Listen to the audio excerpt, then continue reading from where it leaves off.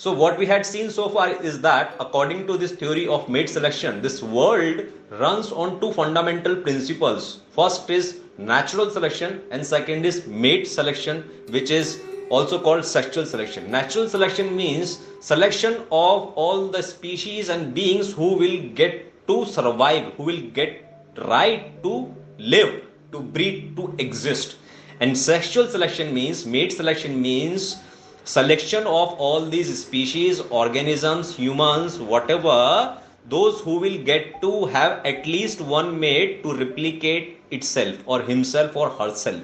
So वो selection में कौन pass होगा, that selection is sexual selection, and similarly there was natural selection. To remind you, everyone who is listening to all these voice notes, in order to understand and experience and live and harness the power of mate selection, there are certain prerequisites. One should have good clarity over neuroplasticity, the 10 most essential concepts of brain for superiors, plus quantum, plus law of attraction, plus chakras. So the theory of quantum says that the universe is self-aware, self-expanding, self-evolving, feedback-driven, ever expanding universe है.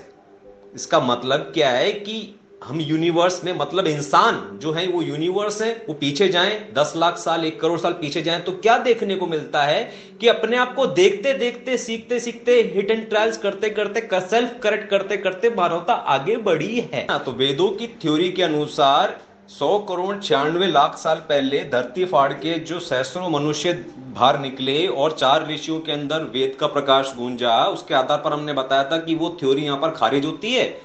और जो भी इस्लाम की theory है कि अल्लाह की पसली से ये बना दिया, शैतान ने ये बना दिया, वो सब बेवकूफाना थ्योरी, वो भी खारिज होती हैं. तो जो खारिज नहीं होने वाली सबसे सटीक जो थ्योरी लगती है वो कैसे हमने डिफाइन की थी? हमारा खुद का जीवन 5, 10, 15, 20 साल का जीवन देखा और हमने पाया कि हम चीजों को सीखते हुए, सेल्फ करेक्ट करते हुए, सेल्फ एक्सपेंड करते हुए, सेल्फ अवेयर होते हुए आगे बढ़े हैं. और मोटी मोटी मान्यता भी हमको आसपास वैसी दिखती है. तो पिछले 15-20 लाख साल 1 करोड़ साल तक ऐसा ही हुआ होगा कि दो जो प्राइमरी चीजें हैं उनको भूले बिना इंसान ने उन्हीं के आधार पर, उन्हीं को सर्व करने के लिए, उन्हीं पर्पसेस को सर्व करने के लिए बहुत सारे एक्सपेरिमेंट्स किए होंगे और हिट एंड ट्रायल्स किए होंगे, न्यूरोप्लास्टिकली चीजों को सीखा होगा. सो universe in the form of humanity for past millions of years is expanding into different dimensions while taking care of two fundamental purposes which need to be served at every moment, which need to be taken care of, which need to be remembered every moment, which are natural selection and mate selection. That whatever we are doing, whatever we are thinking, however we are living, is it going to make our survival more secure or less secure? It is going to make our replication more regulated, more secure, more efficient, more safe, or less? Please understand very very carefully. जिंदा रहना है और met ढूंढना है, और ये दोनों काम जितने ज्यादा भव्यता के साथ और महिमा के साथ हो सके उसके लिए हमें बड़ी बड़ी हार्वर्ड यूनिवर्सिटीज बनानी पड़ जाए. Please understand. तो ये हंटर्स और गैदरर्स वाली स्टोरी तो आपको बहुत आसानी से इंटरनेट पे मिल जाएगी. That when people were not living in communities, they were living individuals. So for males it was very necessary how tall he is, how muscular he is, how fast runner he is, and how great fighter and defender from predator he is, and how well he can kill the animals or bring some food and take care of anyone who seeks the care or shelter around that man as a friend or as a mate. Please understand. And because of this reason, a person who is tall and so-called good looking, he has high survival value, he has high S rate, S index, and therefore he has high R index also. So his S and R value is very high in those days. So that's how evolutionary neuroplasticity comes into the picture, that over the period of millions of years, all the men and women have observed that the men who used to look like Hrithik Roshan, who were tall, muscular, long hair, very bright eyes, very nice lips, very chiseled face, very fit core and tall limbs and everything. What all these things indicate is the high S value. That person's high S value, the person's high health indicator. Person who has good hair, a man who is not bald, who is not fat, who is not short, who does not have pimples, all these are good gene indicator. So because of this evolutionary neuroplasticity, not only males are inclined to appreciate such kind of looking men, women are also neuroplastically attracted. क्या समझे भाई साहब? ऐसा मर्द जो लंबा चौड़ा है, बाल घने हैं, घुंघराले हैं, आंखें एकदम चमकदार हैं, चेहरा एकदम साफ है, कोई दाग नहीं है उसके चेहरे पर कोई फैट नहीं है, उसके पेट पे कोई फैट नहीं है, उसके शरीर पे कोई फैट नहीं है, मसल से एकदम स्ट्रॉन्ग अल्फा गॉड की तरह नजर आ रहा है, तो उसके प्रति सारी की सारी स्त्रियों की, ना सिर्फ स्त्रियों की बल्कि सारे के सारे पुरुषों की भी एक इवोल्यूशनरी न्यूरोप्लास्टिसिटी है कि इस प्रकार से दिखने वाला आदमी एक बहुत अच्छा हंटर, बहुत अच्छा योद्धा था, जिसकी वजह से वो अपना सर्वाइवल कर सकता था, और कोई औरत उसको सेक्स करने का, उसको मेट बनाने का अधिकार दे और उसके बाद वो उसको प्रेग्नेंट कर दे, और प्रेग्नेंट के करने के बाद जब उसका बच्चा पैदा हो तो उस फैमिली के लिए कोई शेल्टर प्रोवाइड करे, कोई सिक्योरिटी प्रोवाइड करे। इस वजह से उस प्रकार के लुक्स वाला ऋतिक रोशन टाइप के जो आदमी है उसके प्रति इस पूरी मानवता की एक इवोल्यूशनरी न्यूरोप्लास्टिसिटी जिसको हम नमस्कार करते हैं भाई साहब। So you see a man who is muscular tall looks like Hrithik Roshan has a very high S value and therefore he has a very high R value also, and because of which all the men and all the women are attracted towards that man. All the men want to become like that man. All the men want to get up from the bed, they want to clean themselves, they want to go for running, they want to go for gymming, for cardio and n number of things, so that they can look like Hrithik Roshan. And all the women are also attracted towards a man who looks like Hrithik Roshan and want to select him on the mate selection benchmark on the scale of female evolutionary neuroplasticity of sexual selection. Please understand. And not only this, the fundamental character and nature of universe is to appreciate the dimension of itself. तो appreciation का मतलब क्या है कि जब हम पंछी को उड़ते हुए देखते हैं या फूल को देखते हैं तो असल में वो एक काम ऊर्जा है जो अपने बहुत ही खूबसूरत रूप में सामने आ गई है। तो वैसे ही जो ऋतिक रोशन है, जो उसके मसल्स हैं, जो उसकी आंखें हैं, जो उसके बाल हैं, जो उसके गाल हैं, जो भी उसका प्रेजेंस है, ये एक काम ऊर्जा का एक दिव्य स्वरूप है, एक प्रतिरूप है, एक रूपांतरण है। Please understand. तो यूनिवर्स का फंडामेंटल काम क्या है?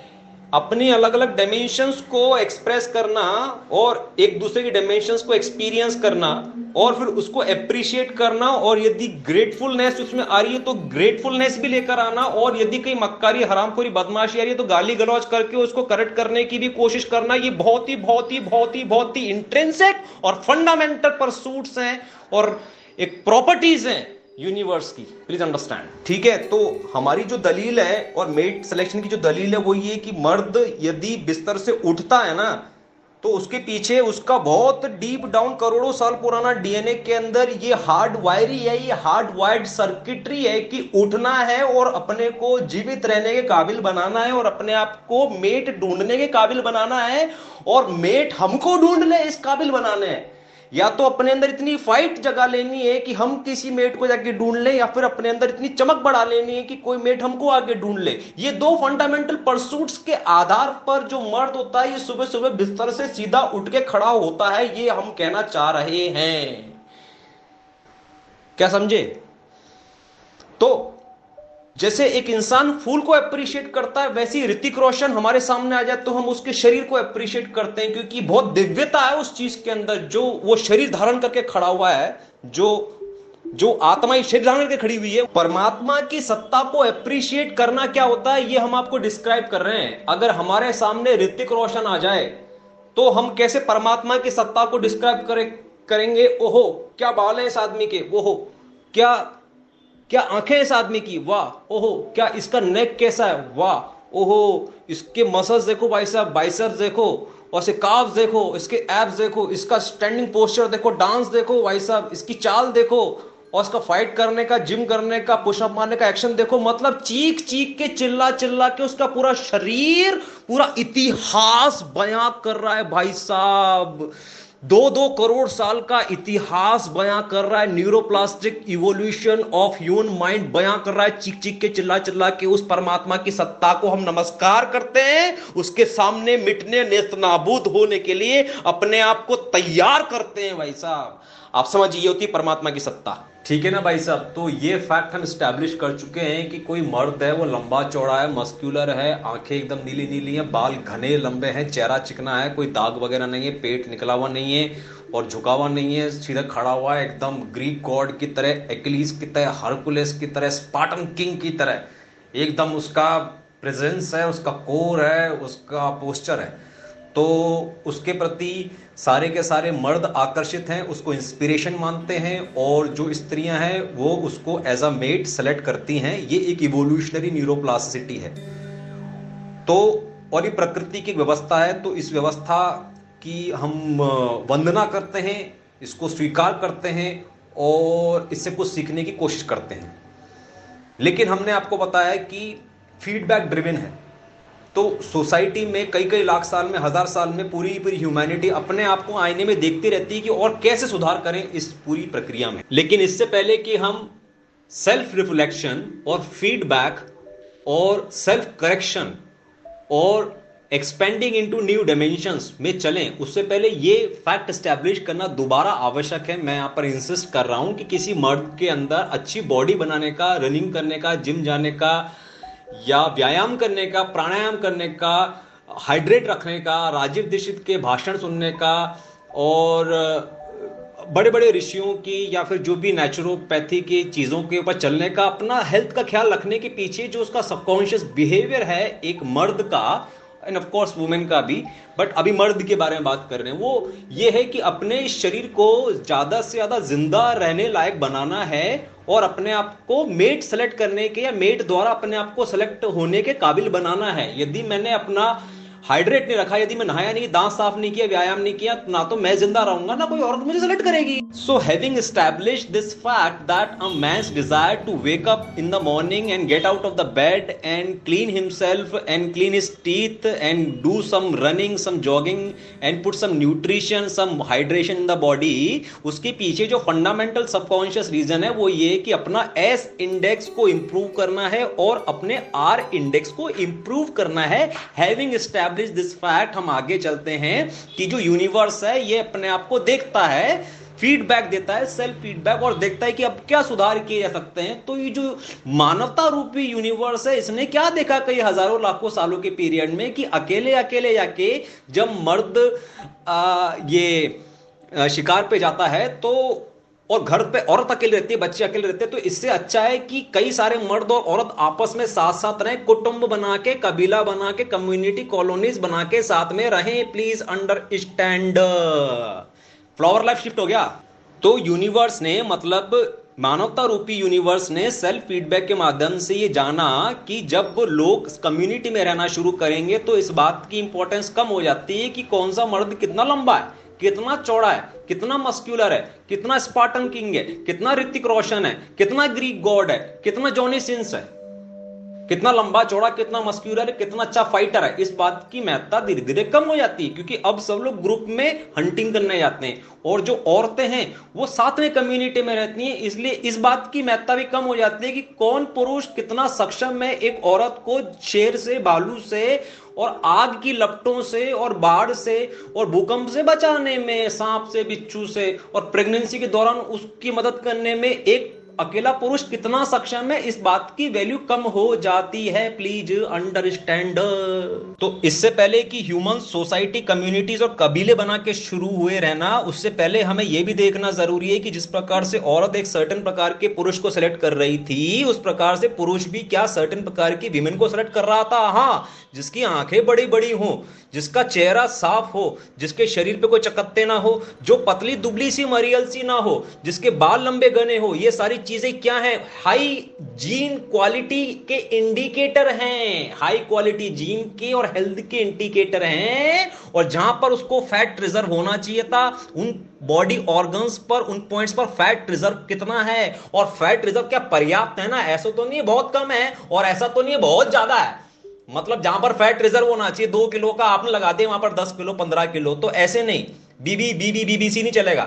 तो मैं आपको ये बता रहा हूं कि male evolutionary mate selection neuroplasticity कैसे डेवलप्ड है to select the kind of women who has all this. So you see during the course of evolution of mate selection, females started selecting males of certain kind and males started selecting females of certain kind. Females who have reasonable amount of fat reserve on their chest and reasonable amount of fat reserve around their pelvic region. So a woman who has reasonable amount of fat reserve on her chest, that means the offspring, the child who will be born will have high survival rate because the mother will be able to provide the nutrition to the child. That means a man is neuroplastically and evolutionarily hardwired to get attracted towards a woman who has high fat reserve levels at her breast and around her pelvic region, because a woman who has more fat around her pelvic region, the childbirth is more easy. That means when childbirth is difficult, when there is a lack of fat reserve around the pelvic region. So आप समझ रहे हैं ना, during the cell feedback of universe, when universe was expanding and evolving in the form of humanity, then males started observing females who did not have enough fat reserve around their pelvic region, and because which the childbirth was not easy, because of which the females used to die, and because of which child used to die, because of which the S value of the woman and S value of the child, and therefore the R value of the man, of the father, goes low. So because of this evolutionary neuroplasticity and feedback and self-reflection, females, basically males, started rejecting all those females who had less and less amount of fat reserve in front of their chest and around their pelvic region. Please understand this natural arrangement of this divine. तो अब यहां से शुरू होता है संग्राम भाई साहब। कम्युनिटी अभी तक हमने बनाई नहीं है, कबीले तो बने नहीं है, लोग साथ में आए नहीं है, संग्राम शुरू हो गया है। क्योंकि नेचर में ऐसी व्यवस्था आप देख सकते हैं, आज देख सकते हैं, टीवी में कितने, किताबों में देख सकते हैं, 1500 साल पहले दुनिया कैसी थी और 50,000 साल पहले के लोग कैसे रहे होंगे, 1 लाख 2 लाख 10 लाख 20 लाख 1 करोड़ साल पहले लोग कैसे रहे होंगे। आप अनुमान लगा सकते हैं कि जैसे ऋतिक रोशन है ना, 90% मर्द वैसे नहीं रहे होंगे, और जैसी एक गॉडेस वुमेन होती है लाना रोड्स टाइप की, वैसी फीमेल्स नहीं रही होंगी।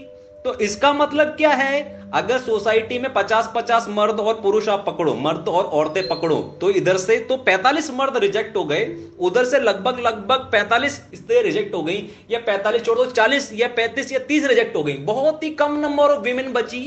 मतलब मानवता आपके सामने खड़ी है, सबके पेट भर गए हैं, हंटिंग वंटिंग हो गई है, ठीक है। अब 50 मर्द एक तरफ खड़े हैं और 50 औरतें एक तरफ खड़ी हैं, इनमें से 5 ही मर्द ऐसे हैं जो ऋतिक रोशन जैसे गॉड दिखते हैं, और उन 5 मर्दों की तरफ 50 की 50 लगभग स्त्रियां आकर्षित हैं, उनको सेलेक्ट करना चाहती हैं, क्योंकि वो ही हंटिंग करके लेके आएंगे तो ही उनको सुरक्षा मिलेगी, बेचारियों को, उनके बच्चों को सुरक्षा मिलेगी। इसलिए 50 की 50 औरतें उन 5 मर्दों के साथ ही मेट करना चाहती हैं। लेकिन वो मेटर्स जो है ना, जो ऋतिक रोशन टाइप के हैं, अरे वो क्या जिंदगी भर यही करते रहेंगे क्या, मेट मैनेजमेंट? उनको भी तो रिजेक्ट करनी होंगी, तो उन्होंने बाकी स्त्रियों को उस आधार पर रिजेक्ट करना शुरू किया जो अभी हमने आपको बताया, फैट रिजर्व वाले। Please understand very very carefully. यहां से शुरू हो गया संग्राम, महासंग्राम, महाभारत तो असली यहां से शुरू हुई है भाई साहब, आपको सब गलत सिखाया गया है। तो आप समझ गए ना भाई साहब, महासंग्राम शुरू हो गया। यहां लाइन में 50 मर्द खड़े हुए हैं, यहां लाइन में 50 औरतें खड़ी हुई हैं, सबके पेट भर चुके हैं और सब ने अपने तन को नग्न कर रखा है, क्योंकि अभी तक मसला उठा नहीं है कि शरीर का कौन सा अंग छुपाना है और क्यों छुपाना है, उसका कारण अभी शुरू होगा। क्योंकि मर्द खड़े हैं और सारे मर्द अपने लिंग को लेके खड़े हैं और सबके लिंग भी खड़े हैं। भाई साहब संग्राम तो अब शुरू हो गया, क्योंकि जिसके लिंग हैं और वो लिंग लेकर खड़े हैं, उनके लिंग भी खड़े हैं, उन सबको मेट चाहिए, लेकिन उनको कोई मेट देने को तैयार नहीं, कोई स्त्री उनकी तरफ आने को तैयार नहीं। और उधर उतनी बर्बरता के साथ तो नहीं, बट काफी बर्बरता के साथ में ये जो 5 मर्द है ना, ये बाकी सारी फीमेल्स को रिजेक्ट कर रहे हैं, क्योंकि वो उधर जो फीमेल है ना, वो सो कॉल्ड हॉट नहीं दिखती। उनके रिजर्व के बारे में समझ रहे हैं ना?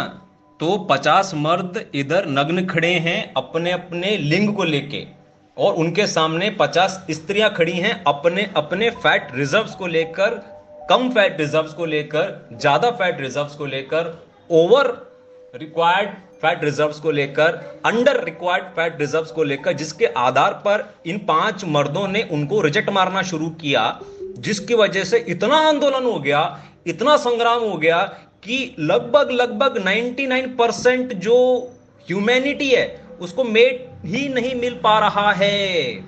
और खींचतान के हम 90% कर दें, मतलब 45 कर दिया ना, उधर 45 मर्दों को औरत नहीं मिल पा रही है, और जो इधर 45 है, मतलब 5 औरतों के तो बहुत अच्छे फैट रिजर्व्स हैं, तो उनको सेलेक्ट किया जा चुका है, बाकी फाइट मारनी है। मतलब ओवरऑल जिंदगी बहुत बर्बाद है रिप्लिकेशन में।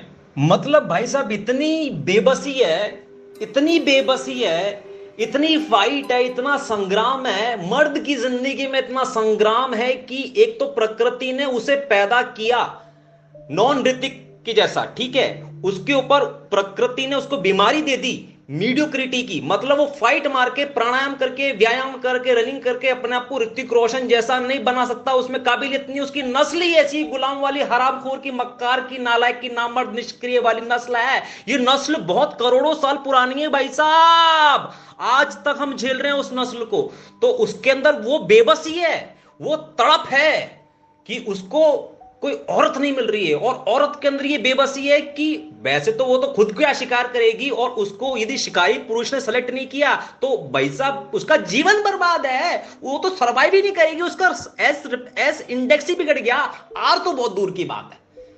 Please understand. तो संग्राम समझिए भाई साहब, संग्राम कैसे उठता है। मर्द खड़े हैं 50, काबिल 45 नहीं है, औरत खड़ी है सामने 50, काबिल 40 नहीं है मान लीजिए, या 35 काबिल नहीं है, 30 काबिल नहीं है।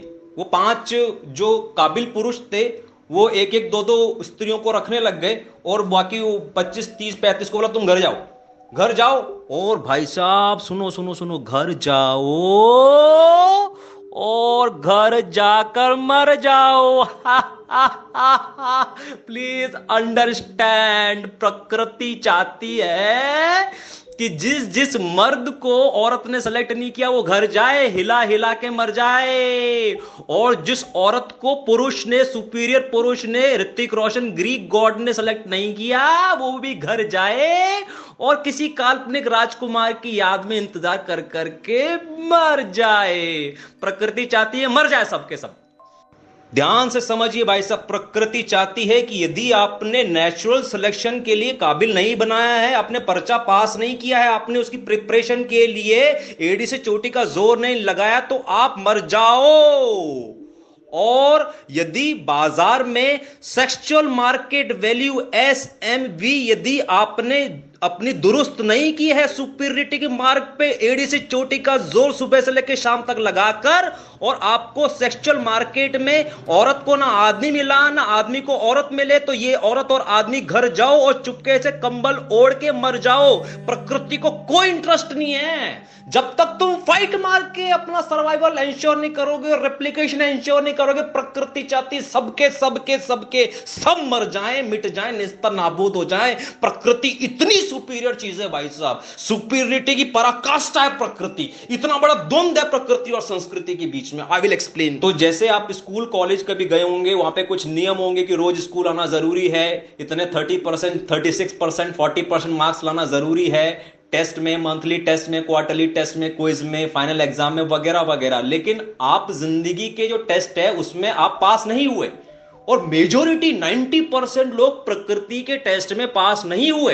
तो इन सब 90% लोगों ने गैंग बना ली, वो बोले कि प्रकृति के हिसाब से नहीं चलेंगे भाई साहब, प्रकृति के उन नियमों को जरूर कंसीडर कर लेंगे जो हमारा हेल्थ को मेंटेन रखते हैं। जैसे राजीव दीक्षित की बात सुन लेंगे, लेकिन राजीव दीक्षित ने जो प्रकृति के नियम बताया ना, आंख दांत आत के, उनको सुन लेंगे, लेकिन साथ में संस्कृति के हिसाब से चलेंगे। क्योंकि संस्कृति के हिसाब से नहीं चले, प्रकृति के हिसाब से चले तो भाई साहब 90% ह्यूमैनिटी बचेगी ही नहीं। सेल्फ डिफेंस करना पड़ेगा, हम लोगों को मिलकर संस्कृति बनानी पड़ेगी। ठीक है भाई साहब, अब जो वॉइस नोट में कहने जा रहे हैं ये 1 करोड़ रुपए का ज्ञान है। यदि आप सुनेंगे तो 1 करोड़ रुपए के कर्ज में आ जाएंगे हमारे। तो संग्राम शुरू हो चुका है। संग्राम जो शुरू हुआ है उसकी शुरुआत कहां से है? उसकी शुरुआत इन 45 लोगों के लिंग से है। क्योंकि जो 5 लोग हैं उनके लिंग को तो संतुष्टि मिल गई है, उनके लिंग को एक्नॉलेजमेंट मिल गया है, उनको मुकाम मिल गया है, मंजिल मिल गई है, उनकी मर्दानगी को एक्नॉलेजमेंट मिल गया है, स्वीकार भाव मिल गया है। लेकिन इन 45 लोगों को, 45 मर्दों को स्वीकार भाव नहीं मिला है, इनकी मर्दानगी को और इनके लिंग को। तो ये लिंग जो है ना, ये सारे संग्राम के फसाद की जड़ है। एक काम करो, एक संस्कृति बनाओ और सबसे पहला नियम इस संस्कृति में जो सबसे ऊपर स्वर्ण अक्षरों में लिखा जाना चाहिए, वो लिखा जाना चाहिए कि लिंग जो है पुरुष का, ये गंदी चीज है। दुनिया की सबसे गंदी चीज जो हो सकती है वो पुरुष का लिंग है। सबसे पहले इसको छुपाओ। नहीं छुपाओगे तो डिमांड करेगा। पुरुष के लिंग को नहीं छुपाओगे तो पुरुष का लिंग हर जगह घूमेगा, बाजार में, जंगलों में घूमेगा, पहाड़ पे चढ़ेगा वो लिंग, और कभी भी खड़ा हो जाएगा और खड़ा होकर डिमांड करेगा कि मेरे को मेट चाहिए। और जैसे उसने डिमांड की वैसे ही वो एलिजिबिलिटी क्राइटेरिया खुल जाएगा कि इस लिंग की संतुष्टि के लिए you are suppose to be this eligible. Oh my god, इसके लिए तो कोई पुरुष एलिजिबल नहीं है, दूर दूर तक कोई पुरुष एलिजिबल ही नहीं है। मतलब इतनी बड़ी गाली है, लिंग होना इतनी बड़ी गाली है, लिंग के साथ पैदा होना इतनी बड़ी गाली है, लिंग देखना, दिखाना, उसका नाम लेना, उसके इरेक्शन को डिस्क्राइब करना कि ये खड़ा हो गया है, इरेक्ट हो गया है, टाइट हो गया है, ये इतनी गंदी गंदी गंदी गंदी गंदी गंदी गंदी चीज है। इसको कितने करोड़ों साल से गंदा बनाया गया। आप समझ रहे हैं, संग्राम की सारी जो जड़ है ना वो लिंग है। संस्कृति चाहती लिंग उखाड़ फेंको। मतलब आप समझ रहे हैं, श्री कृष्ण आए, बोले कि गीता पढ़ लो दुनिया ठीक हो जाएगी। फिर मूसा आया, फिर इब्राहिम अलैहिस्सलाम आए, फिर उसके पहले अरस्तु आया, सुकरात आया, उसने अपना ज्ञान पहन के चला गया, गौतम बुद्ध आया, उसके बाद कौन कौन आया, फिर 700 ईस्वी के अंदर मोहम्मद खुद आ गया, फिर कबीर आया, नानक आया, ये आए, वो आए, वो आए, वो आए। ये सारे के सारे ह्यूमैनिटी की प्रॉब्लम को सॉल्व करने का प्रॉमिस कर रहे हैं, कुटुंब बना रहे हैं, कबीले बना रहे हैं, बट इस बात की सच्चाई को कोई ना जान रहा है और ना किसी की मानने की औकात है कि सबसे बड़ी जो प्रॉब्लम ह्यूमैनिटी की है वो प्रकृति और संस्कृति के बीच का डिस्कॉर्ड है भाई साहब, डिस्कॉर्ड। मतलब प्रकृति चाहती नहीं कि आप संस्कृति बना के खुशहाली से और मजे में, शांति से, प्रॉस्पेरिटी, समृद्धि से, समाधान के साथ जी सके। विकल्प शिविर चला रहे हैं एमसीवीकी के अंदर। अभी मैं तो उनका बहुत सम्मान करता हूं, लेकिन 2 मिनट में कचरा कर दूं सारी संस्कृति को मैं उनकी। समझ रहे हैं? मतलब आप समझ रहे हैं ना, प्रकृति और संस्कृति में डे 1 से इतना बड़ा संग्राम है। जो जैसे के मेनन ने कहा था और सुनील शेट्टी ने कहा था मैं हूं ना फिल्म के अंदर, that we have always been in state of war with Pakistan. 47 के बाद से पाकिस्तान के साथ वॉर में हम कॉन्स्टेंटली हैं। मतलब सीज फायर कभी हुआ नहीं है, वो हमारा एलाय कभी था नहीं। इसलिए हम बोल रहे हैं वैसे ही प्रकृति और संस्कृति में डे 1 से संग्राम है। और इस संग्राम का नतीजा क्या है? संग्राम का नतीजा प्रकृति ही जीतेगी। और संग्राम में जीतने के लिए प्रकृति ने एक व्यवस्था दे रखी है, वो है न्यूरोप्लास्टिसिटी, वो है मिरर न्यूरॉन्स, वो है रेटिकुलर एक्टिवेटिंग सिस्टम, वो है brain to body cross map. भाई साहब, क्रॉस मैप लिम्बिक सिस्टम है जो प्रकृति ने सुविधाएं दे रखी है। गुलाम के हाथ नहीं लगेगी वो सुविधाएं। तो प्रकृति से संस्कृति कैसे बनना शुरू हुई, संग्राम कैसे आया, ये हमने आपको समझा दिया। 50 मर्द खड़े हुए हैं, 5 मर्द सेलेक्ट कर चुके हैं, 45 बर्बाद हैं, बेबस हैं, तड़प रहे हैं। ये लिंग लेके खड़े हुए हैं, इनकी लिंग भी खड़े हुए हैं, लेकिन संस्कृति बना दी और बोला कि सबसे पहला जो काम है वो करो, आप सब एक काम करो, ये लिंग छुपाओ। क्योंकि लिंग नहीं छुपाओगे डिमांड क्रिएट करेगा, और डिमांड क्रिएट करेगा तो सबकी औकात बाहर आ जाएगी, सबकी रिपोर्ट कार्ड बाहर आ जाएगी कि कौन के कितने मार्क्स हैं मेट सिलेक्शन में। और किसी के कुछ भी नहीं है। अब फीमेल पे आ जाओ, तो ये फीमेल की जो फैट रिजर्व्स है ना, इसको देख देख के ये लिंग सलामी मारता है। तो एक काम करो, दो गंदी चीजें हो गई इस दुनिया में। पहली गंदी चीज लिंग, दूसरी गंदी चीज ये फैट रिजर्व। जिसने लिंग के बारे में बात करी वो गंदा आदमी, जिसने फैट रिजर्व के बारे में बात करी, उसका चित्रण किया, उसका नामकरण किया, उस पर चुटकुला बनाया, कहानी बनाई, उसको देखने की इच्छा जाहिर करी, वो गंदा आदमी, जलील आदमी, बदतमीज आदमी, परवट आदमी। तो पुरुष के द्वारा लिंग के बारे में बात करना गंदी बात, पुरुष का लिंग को छूना दिखाना गंदी बात। पुरुष पैदा ही हुआ है, अभी तो नंगा होके नहा रहा है, 2 साल का 3 साल का है, Shem Shem Shem Shem Shem Shem Shem Shem Shem Shem. मतलब इतना फंडामेंटल, इतनी हाईएस्ट प्रायोरिटी है, आप इस बात की महत्ता समझ नहीं रहे हैं भाई साहब। ये कितनी गंभीर चीज है। एक छोटा बच्चा 3 साल का है, उसको पज्जी पिलाने के लिए उसकी मां उसके पीछे पीछे भाग रही है, बोल रही है शेम शेम शेम शेम। मतलब करोड़ों साल पुरानी न्यूरोप्लास्टिसिटी है। प्राथमिकता में टॉप प्राथमिकता ये, प्राथमिकता में टॉप प्राथमिकता ये नहीं है कि जो हमारी धरती माता है जिसमें से केला निकलता है उसमें यूरिया नहीं डालना है भाई साहब। टमाटर और खीरा में इंजेक्शन नहीं डालना है भाई साहब। राजीव दीक्षित जो खून को स्वस्थ रखने के लिए जो लौकी खिला रहा है, जूस पिला रहा है, उसमें इंजेक्शन नहीं डालना है भाई साहब। ये आपकी संस्कृति में प्राथमिकता नहीं है भाई साहब। बहुत दुखद। तो प्राथमिकता में यह है कि दुनिया की सबसे गंदी चीज, सबसे पापी चीज, सबसे घृणित चीज, सबसे जघन्य चीज, सबसे डर्टी चीज, सबसे परवर्ट चीज, सबसे मतलब शैतान जो है ना, शैतान का रिप्रेजेंटेटिव जो ऑब्जेक्ट है, जो फेनोमेना है, जो कॉन्सेप्ट है, जो प्रैक्टिस है, वो ह्यूमैनिटी में वो पुरुष का लिंग है। तो ये लिंग इतनी गंदी चीज है, इसका जिक्र मत करो। और इसकी जो जो भी टेंडेंसीज हैं, वो टेंडेंसीज क्या है कि औरत के फैट रिजर्व्स को देखकर इसके अंदर एक स्पार्क जनरेट होता है। तो वो फैट रिजर्व्स भी गंदी चीज है। उन फैट रिजर्व्स को कोई देखे, उसके बारे में बात करे, उसका चित्रण करे, उसको आधा ढाके, उसको पूरा ढाक के टाइट करके कुछ चित्रण करे, उसको खोल के दिखाए, उसको किसी को कुछ प्रकार का प्लेजर दे, ये सारी चीजें गंदी हैं, अपराध है, पाप है। Please understand. क्योंकि जैसे मेल बेबसी में है, तड़प रहे हैं अपने मेट के लिए, वैसे ही फीमेल प्राइमरीली रूप से अपने सर्वाइवल के लिए तड़प रही हैं, क्योंकि उनके पास उतना रिक्वायर्ड फैट रिजर्व नहीं है ब्रेस्ट पे और पेल्विक रीजन पे। तो उनके अंदर ये कुलबुलाहट है कि जिसके पास है उसका तो सर्वाइवल ठीक है यार।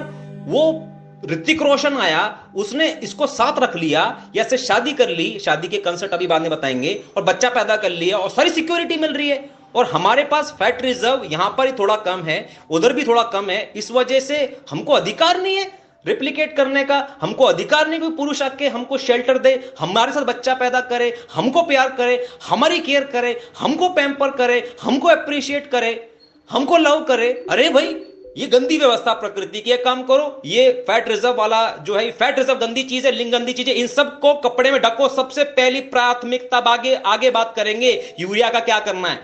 तो यूरिया का क्या करना है, राइट टू रिकॉल का क्या करना है, भ्रष्टाचार का क्या करना है, बलात्कार का क्या करना है, पॉल्यूशन का क्या करना है। दुनिया भर की जो 100 टॉप की पॉल्यूटेड सिटीज है, उनमें भारत की 50+ सिटीज हैं, उसका क्या करना है हमको मतलब ही नहीं है, हमारी प्राथमिकता में नहीं है। हम तो अभी 2 करोड़ साल पुरानी प्राथमिकता में जी रहे हैं कि सुबह मैं उठूंगा तो आई विल मेक श्योर कि मेरा लिंग छुपा हुआ हो, और मेरे घर में कोई पुरुष हो तो उसका लिंग छुपा हुआ हो, और मेरे घर में कोई, अगर मैं स्त्री हूं तो मेरे फैट रिजर्व छुपे हुए हो, और मेरे आसपास कोई भी स्त्री है तो फैट रिजर्व छुपे हो। This is toppest mostest, toppest mostest, toppest mostest, most top से भी टॉप से भी टॉप से भी टॉप की प्राथमिकता है। बाकी बात करना, कौन किसको हिंदू बना रहा है, कौन मुस्लिम बना रहा है, कौन रॉथस्चाइल्ड है, क्या इल्यूमिनाटी है, क्या मोदी, क्या ईवीएम, ये सब बात मत करो। पहले आप लिंग छुपाओ और फैट रिजर्व छुपाओ भाई साहब, नहीं तो आप गंदे आदमी हो, चरित्रहीन आदमी हो, असभ्य आदमी हो। ठीक है भाई साहब। तो ये कम्युनिटी बनने से पहले की बात है, कम्युनिटी बनने से पहले निर्धारित हो गया कि लिंग गंदी चीज है और औरत के जो फैट रिजर्व्स हैं वो गंदी चीज है। ओके, और ये साथ में भी रियलाइज हो गया कि संस्कृति बना के रहनी पड़ेगी, सब लोग को साथ साथ में रहना पड़ेगा, और साथ साथ में रहने पड़ेगा तो इस बात की भी महत्ता कम हो जा रही है कि कौन कितना पुरुष मजबूत है और लंबा चौड़ा है, और इस बात की महत्ता भी अब धीरे धीरे कम हो रही है कि कौन औरत के फैट रिजर्व कितने, क्योंकि अब वो कम्युनिटी में रह रही है।